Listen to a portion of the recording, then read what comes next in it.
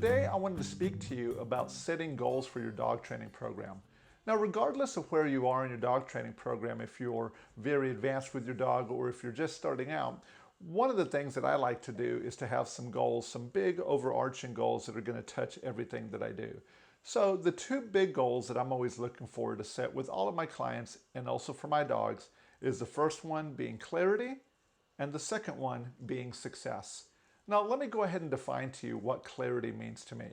Clarity means to me that coming into the training session, and actually right before it, that I already have a 3- and 4-dimensional picture in my mind of what it is that I'm going to be working on with my dog. Whether I'm trying to teach something new or improve a skill, or if I'm trying to make clear to the dog where the boundary is, this picture is very important.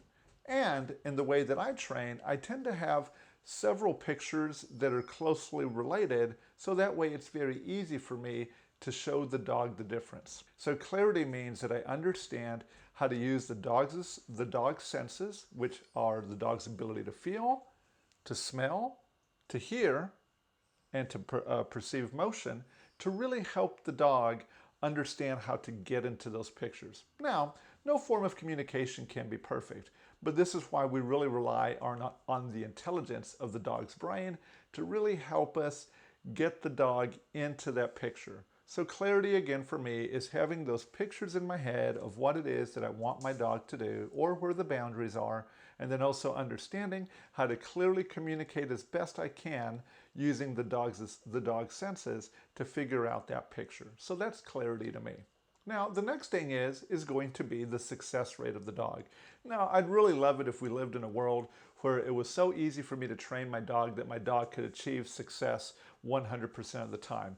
I don't believe that that is realistic. What I do believe is that your dog should be successful in training, okay, and that it should also be happy as they're training. So a good guide to making decisions about how often and how you're going to make your dog a success is that I like to use a guide of 90% of the time to as close to 100% of the time I want to reward my dog. Now, I never really want to get it all the way to 100% reward and success rate for my dog. So that's about the percentage of, yes, 90 to 99.9% of the time I want to be rewarding my dog.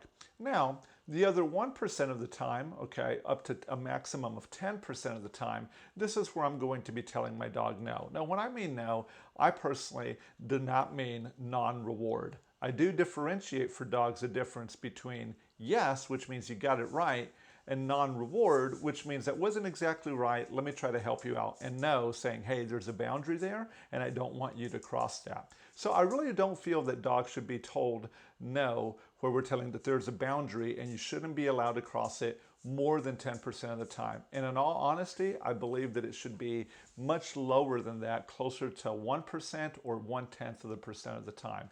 Now, it's not so easy to keep these numbers in check, but it is a good thing to have it as a guide in your head that, hey, I want to really be more rewarding than I am about drawing boundaries. One thing that does happen from time to time is people try to draw very clear boundaries is the dog doesn't fundamentally understand what it's supposed to do inside of those boundaries. That's really where the real work for you is showing the dog what exists inside those boundaries.